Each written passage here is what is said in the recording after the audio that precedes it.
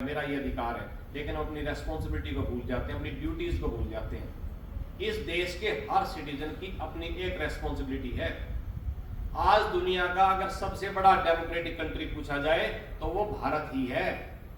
अगर आपसे पूछा जाए सबसे यंगेस्ट और एनर्जेटिक कंट्री कौन सी है, डेमोक्रेसी कौन सी है, तो वो भी कौन सा है, वो भी भारत ही है। इसका मतलब हम संख्या में भी ज्यादा हैं, हम दिमाग से भी ज्यादा हैं, हम एनर्जी में भी ज्यादा हैं, हमारे पास यूथ भी ज्यादा है।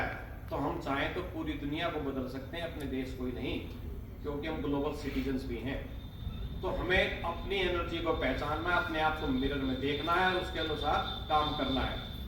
अगर आप कॉन्स्टिट्यूशन को देखें, जब कॉन्स्टिट्यूशन पहली बार बना तो उसको 2 लैंग्वेज में लिखा गया, हिंदी में और इंग्लिश में। वो आज भी पार्लियामेंट की लाइब्रेरी में रखे हैं और उसमें 1,17,000 से ज्यादा शब्द थे और कुछ शब्द तो ऐसे हैं कि जो बड़े टफ हैं, उसको पढ़ना, उसको समझना बड़ा मुश्किल है।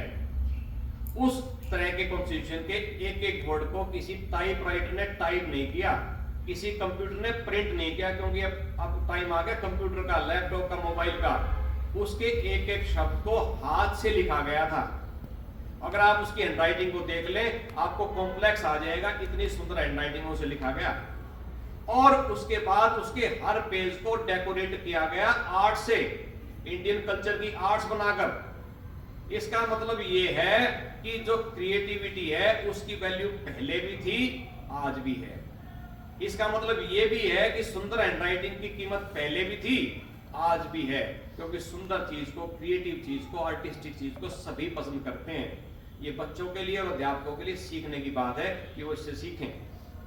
दूसरा जो फर्क है, आप इंडिपेंडेंस डे और रिपब्लिक डे में जो समझ सकते हैं कि जो इंडिपेंडेंस डे है उसमें जो फ्लैग है वो होइस्टिंग होती है, नीचे से वो ऊपर की तरफ जाता है, फिर अनफोल्ड करता है। जबकि रिपब्लिक डे में फ्लैग ऊपर ही होता है, वो अनफोल्ड करता है।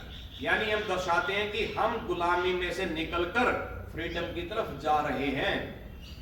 और आप किसी पर भी लागू कर लें, जब फ्रीडम होगी सोचने की, काम करने की, आदमी तभी क्रिएटिव काम करेगा। अगर आप मोबाइल से, टेक्नोलॉजी से घिरे हुए हैं, आप सोच ही नहीं पा रहे, जो आपको टेक्नोलॉजी दिखाती है सोचने को मजबूर